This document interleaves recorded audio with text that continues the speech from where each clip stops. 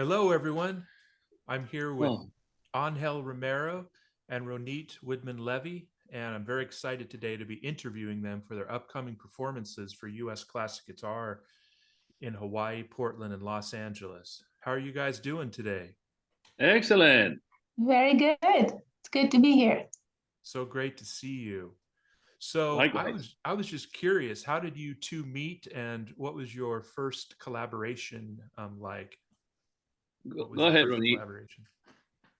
Uh, we had an acquaintance who told each of us separately that we must meet and that we would be great together. Yes. And one day we just said, let's just get together, see what happens. And sure enough, she was right. And we hit it off right away. Yes. Great It's been energy. wonderful. Yes. Great. And for me, a great privilege to be, in the company of such a maestro. He's super humble and Oh, sweet, but he's just what baby, thank you so much. You're very welcome. You know what? For me, it has been, what the soul of the flamenco then inspired the Falla and Lorca to write these pieces that we're doing. Uh, the spirit is the flamencos. If you see them in their element, like the gypsies and in the caves of Granada, if you see them, the spirit of it is the way they scream when something is great, and they go, "Ole! Así se toca, así vaya, qué grande coño," and all these explanations that they do for exclamations actually is what I feel naturally when she sings. When Ronit is singing the flamenco, the part, then she can become the classic voice, and then she'll harsh it up a little bit like the flamencos do in order to give it the flavor that is required in the falla and all these pieces. So that's what makes me excited, because I just cannot sit and be like, if I'm in a concert, just like really quiet, and which I'm never in a concert either like that, because life is to laugh and enjoy yourself, not to be in a sterile atmosphere of sitting in a chair looking at people with long faces. That just absolutely makes me sick. I don't like it, and I never have. Even when I conduct, I'm a symphony conductor, and in Chicago, I was doing the Eighth Symphony of Beethoven, and as the whole Chicago Symphony put up the bows and got ready, because I had the baton in my hand, I put it down and I said sorry, and I turned to the audience and I talked to them for 20 minutes about funny things than I had experienced. And so then I said at the end, I said, the best thing about the whole speech is that now the symphony is going to be less than you have had to put up with me talking. This is shorter. so so anyway, but no, she has this flavor then is then goes over the rainbow, the classic style, and becomes very authentic, like almost bordering on the flamenco side. Great. So there you go, Ronit. In other words, I love your singing. Thank you. Thank you so much. Actually, I'd like to Thank hear you. a little clip right now. So let's go and hear a little clip of you guys rehearsing. I'm going to put it on here. Let's see. Find one where I'm dressed, okay? I'm usually by the pool without my shirt on. Hopefully this works here. Let's try it.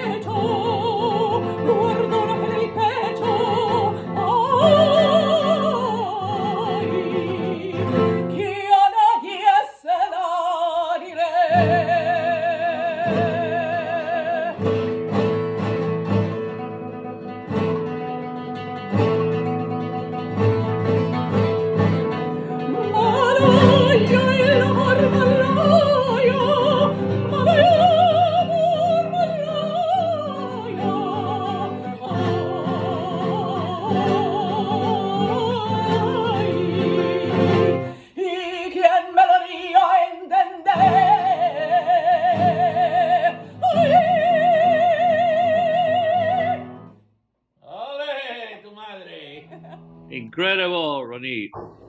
This was in Angel's kitchen. I know, right? Beautiful. The ultimate studio with dogs at our feet, two sweet puppies, and artists coming in and out because Angel's daughter is this famous singer, and she's got writers, waiting at her door to write music for her. And That so was there's a great. very creative environment. I've been And there many times. I love that Don't place. say that because she might hear you and it'll go to her head, okay? she doesn't strike me like that kind of girl, not at all. Matter of fact, she's right here in the kitchen. So we have the dogs sometimes join us, actually. Yes. In one of the songs. Yeah, Dudu. He will sing with me. That's a beautiful painting behind you. Tell me a little bit about that. On how I think you told me something about Yes, that. that painting is called Aranjuez, after the concerto. And my boy, my son, who is now a very much grown man, was a baby, like a newborn. And so I decided to put, if you see here, it's all in fire and stuff. This is the orchestra, the French horns, the cellos, everything, and this is the guitar. And the whole thing, and the strings, then appear like that. That was his little foot. Then I dipped in oil paint, and I dragged it along the canvas. So I used him as a baby to do this whole painting. His footprints are right here, all over it. Wow. So there. That's now he comes in with his beard, and a pipe and stuff, and he goes, "Oh, Dad, oh." And I say, "Don't stand on the painting now; you'll break it." So Ronit, tell me a little bit about where you're from and how you got into music. I was born and raised in Israel, in Haifa, which is a city by the bay, twin sister to San Francisco. Oh, yeah. And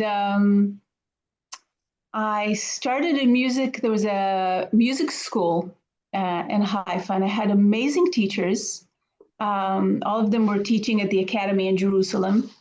And so I got a wonderful musical education. And one of my mentors and professors was Daniel Akiva. He's a famed composer and guitarist. And he's the first one who introduced me to the Falla and Lorca and Ladino music. And so somehow he knew that I would need to be prepared to perform with Angel at some point. I don't think he quite prepared you for me. Nothing can prepare. On a personal, like with all my jokes. So that's where I started. I had a wonderful teacher in Israel, a voice teacher. I then moved to the United States in '93 and studied at the Cincinnati College Conservatory of Music with a phenomenal teacher, Barbara Hahn. Actually, I started singing when I was in Israel professionally already. I sang in festivals and would go every summer to England and perform and study with Anthony Rooley, the lute player, and Emma Kirkby, and started in early music, in fact. And then grew, as my voice grew, the repertoire changed and morphed into a bit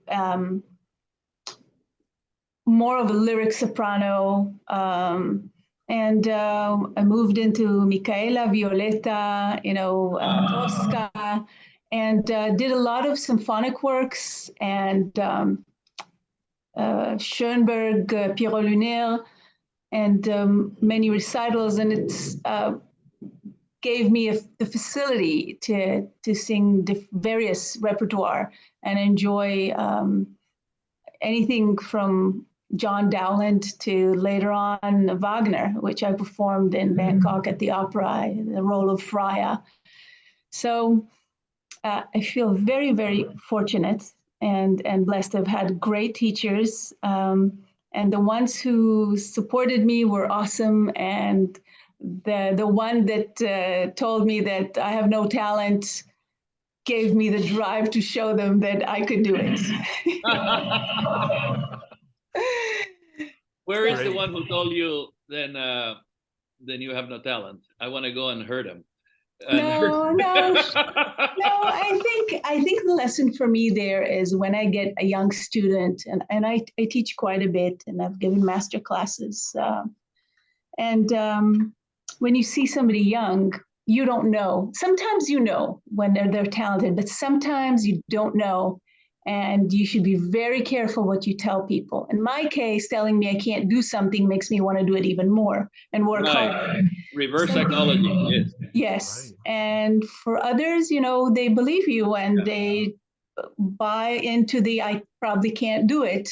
And who knows whom you've said no to? Maybe this is the next Calas. You don't know. So everybody deserves to make beautiful music, to sing, to play, and let them be whatever they want. So that's what I took from that moment. It was hard in the moment. I won't lie and say it was easy. It was very, very hard. Sometimes those hard lessons are the most important ones. Yes. So after I came to the United States, I performed in many opera houses and festivals and traveled to Europe and lucked out. One day the phone rang and I was called to audition for Michael Tilson Thomas. Oh, yeah. And, my friend. Yes, Yeah, your friend. And he, on the spot, he walked down the aisle at the end of the audition and he said, well, let's do this. And everything that I was told never happens to a singer. You won't be offered a contract after an audition. Everything they said won't happen happened. And I felt as if, the sky had opened. And for the next 8 years, we toured and performed a show that Michael Tilson Thomas wrote. It was about his grandparents, Boris and Bessie Tomaszewski, and a life in the Yiddish theater. And we sang with New York Philharmonic, Chicago Symphony, Tanglewood Festival, the New York Symphony, and it was heaven because, to be, and again, to feel this stroke of luck to work with great masters like Angel, like MTT, is something that has a lot to do with luck, not just with talent. So I'm eternally grateful. Yes. It's a pleasure to work with you. And with you. Mentioning Michael Tilson Thomas, we were kids together playing in backyards and we've had a great run and still, and we've been together with the New World Symphony and so many times. Yeah. So a lot of fun. Yes. A lot of fun. I think what people can expect at our concerts, and I'll speak for both of us, is to have a wonderful time because we we take music not only heavy but lightly. Yes, we take it seriously lightly. Seriously lightly. I like that. Or lightly seriously. We tell stories about, we like to share with the audience some insight about the pieces. As I said before, the audiences, everybody goes to have fun and to enjoy what life has created, in the minds of the composers, the great composers, and how we interpret them and stuff. And it's just like, for me, making music is just an incredible way to express myself. And it's, the only time then when I'm playing music, I'm expressing myself is the only time my wife doesn't slap me, That's when my wife doesn't come over and say, shut up. I put the guitar up and I say, you cannot tell me that now. I'm on stage. But anyway, that's, it's such a pleasure to just not only make music, but also to collaborate with great people like you, Ronit. Thank you. And we both love an audience. We love to tell stories through the music to share vignettes before. Sure, we're both egomaniacs. No, I'm sorry. No, did I say that? I think the secret to some of the Is that why I look at myself in the mirror 20 times and now we're talking over each other? Is that? I'll add that there's some of the things that we can offer the audience is insight to the experience of performing and sharing some stories about the pieces. I always feel that inviting the audience that way helps them kind of be with you as you're telling the story through the music. Now, music doesn't need explaining. You can just sit there and enjoy and feel it. Yeah. But sometimes hearing, what inspired a piece or the origins or the historical backdrop to a specific piece adds to the experience and makes it more memorable. Well, when I'm playing, accompanying you and sharing the piece, sometimes I can tell when you submerged into the complete character of the piece, and that is an incredible moment, for me, accompanying or saying just, it's not really accompanying. It is accompaniment, but it's part of the complete thing. You are the inspiration, my dear. No, you Many are. times it is Okay, your playing that makes for the me. next half hour, let's tell each other how beautiful and great we are. I'm listening. Okay, I am too. I'm all in. No, seriously now, I think when you have a career, you play with a lot of people, and sometimes it's great. It's just really wonderful music playing, and they're consummate professionals, and everything is great.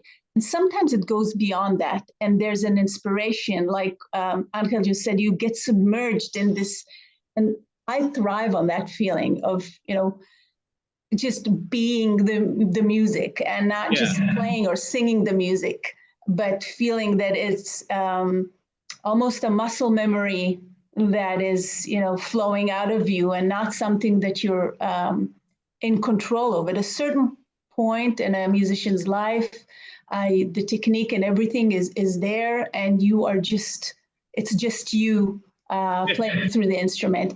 And that is the greatest joy. And I feel that sometimes we get lucky and we meet with artists and that magic happens.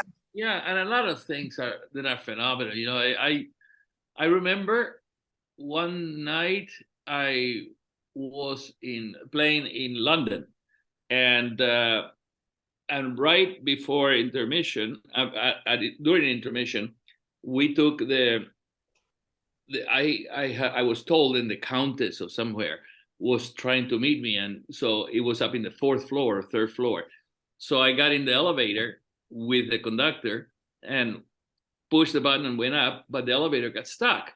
So we started at first trying to get it, and then it wouldn't move. And so I started hitting, and he started hitting. He was going out of his mind, and cussing and everything, to have the door open. And me too, I was cussing and hitting it and saying, we have to go on stage, and boom, boom. And all of a sudden, we hear a voice and says, hold on a second, I'm trying to get it to come.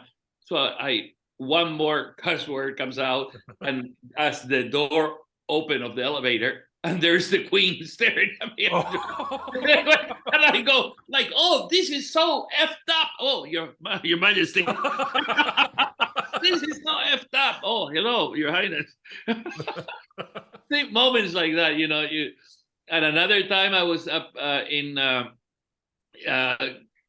gave a concert with the Philadelphia Orchestra and in Ravinia, and then after I had an airplane pick me up. I went straight to London, arrived in London in the morning, went on stage for a matinee at the Albert Hall, gave the matinee, got back in the plane, and came back to Philadelphia to play that same night in Philadelphia. And in the middle of the concerto, I fell asleep, completely like a log.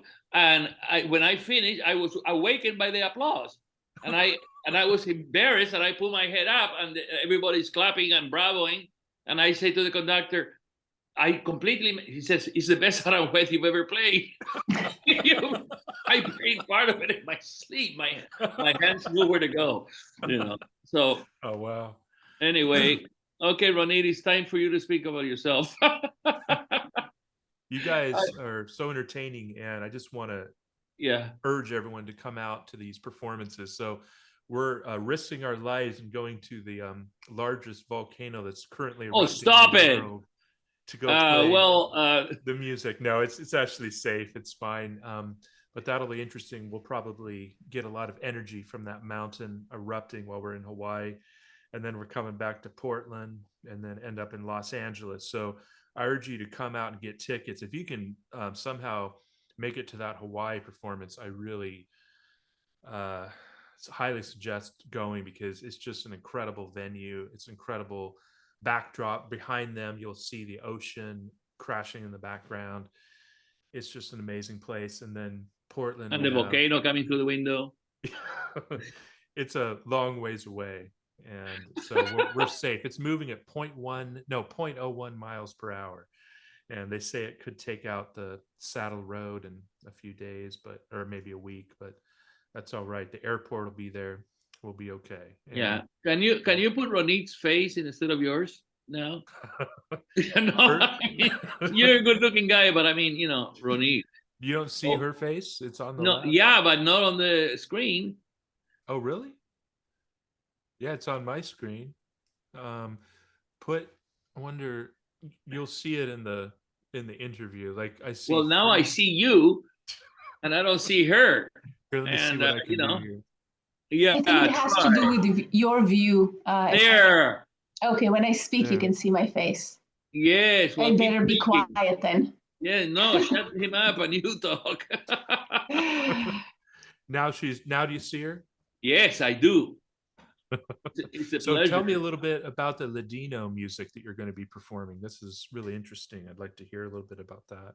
So I'm going to be doing 2 a cappella pieces in Ladino. Ladino is the language of the Sephardic Jews.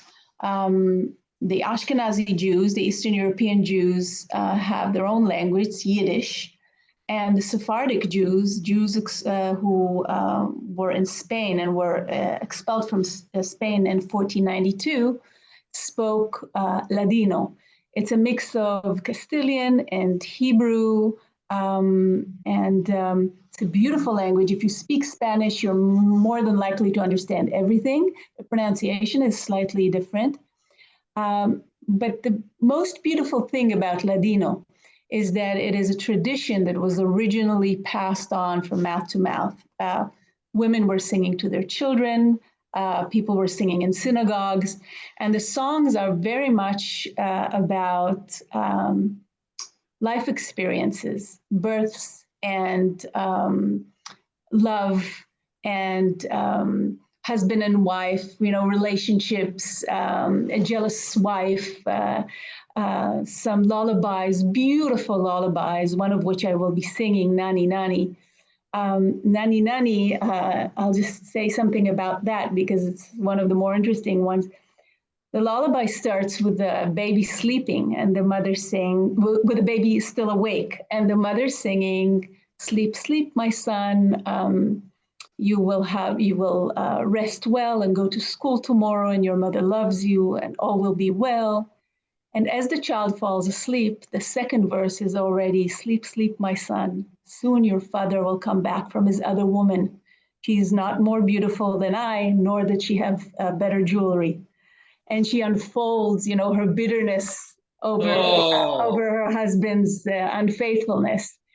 So there's quite a bit of pain and did my wife write that? Beautiful music, and I think it's important that people hear this music because it's pretty much the only way that the Ladino language can survive. At this point, very few people speak Ladino. They speak a little in Bulgaria, a little in Spain, a little in Jerusalem. But it's, as people get older, this generation who used to speak it, it's getting older and passing away. The language will survive only through music. And so I feel it, part of my mission as a musician to use the vehicle of music and poetry to bring this music and the language to stage and keep it alive. There's poem by Avner Peretz called El Milagro de la Lingua, the miracle of the language, where when we speak Ladino, the veil between the world of the living and the world of the dead lifts a little bit, and we can communicate with those who passed away. It's what better way than with music to remember people, to remember a culture. Right. So I feel that there is something very similar between the Falla, the Lorca, and the Ladino songs. It's the same language. It's the language of Spain. It's the language of that flamenco flavor, of that very visceral yet gentle way of musical expression. Right. And being Jewish, for me, it's a very special way to bring my culture to the stage. Yes. Well, I'm Jewish also. I know. Yes. So there is a large number of people whose ancestors were converted because there was a massacre, I think, in the 1300s, and a lot of people were forced to convert and did to save their lives. And so we have ancestors and a lot of Jewish genetics within the Spanish people. Yeah. Right. And I understand, Angel, you're going to be performing a couple solos that your father wrote. Tell me a little bit about those pieces. Yes. Well, one of them was my father made the Malagueñas, and it was because when he met my mother, the way they met was unbelievable.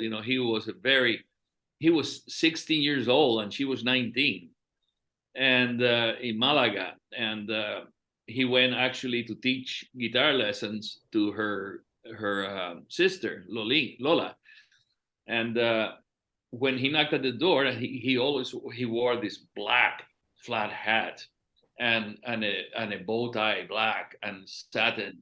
So he was very, very in a black suit.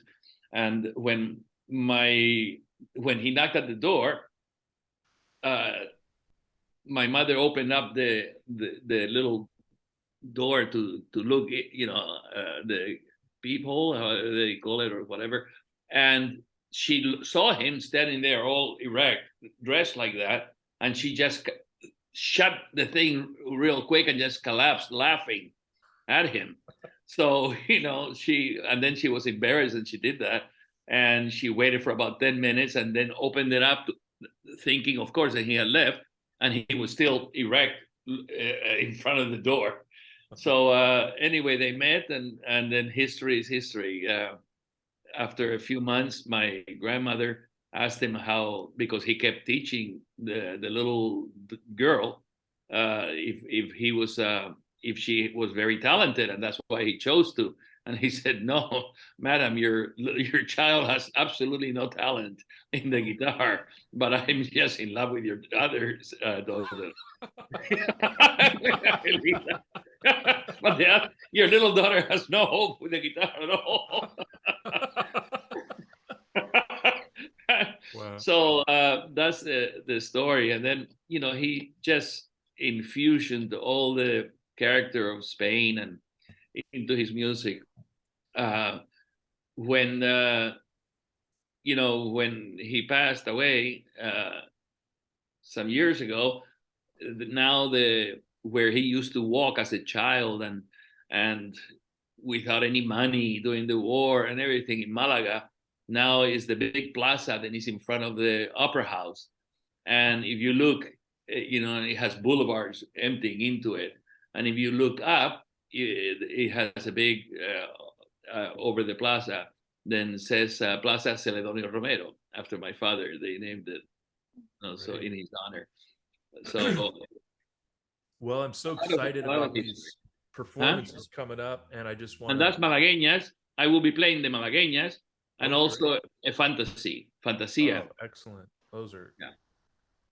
So I just want to stress to come out to these performances. It's going to be so great. We also are going to be presenting it virtually. So if you can't make it, you don't live in Hawaii, Los Angeles, or Portland, you can at least see it virtually. So I'm really excited about that. And thank you so much for being with me here today. And we're going to be with each other for a while. So I'm looking forward to that. We're going to Hawaii. Aloha. Yes. We'll see. The next time we see each other, it's going to be about 82 degrees.